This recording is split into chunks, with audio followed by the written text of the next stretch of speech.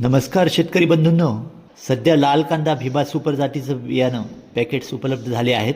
त्यांच्या अर्धा किलो बियाणं पॅकेटची किंमत 1080 रुपये आहे. मित्रांनो, कांदा हे महत्त्वाचं नगदी पीक असून कमी खर्चात अधिक नफा मिळवून देते. लाल कांद्याची भीमा सुपर जात पावसाळी हळवा कांद्यासाठी जून जुलै ऑगस्ट महिन्यात, तसेच लेट खरीप रांगडा कांद्यासाठी सप्टेंबर ऑक्टोबर महिन्यात लागवड करावी. एकरी 4 किलो बियाणं लागतं.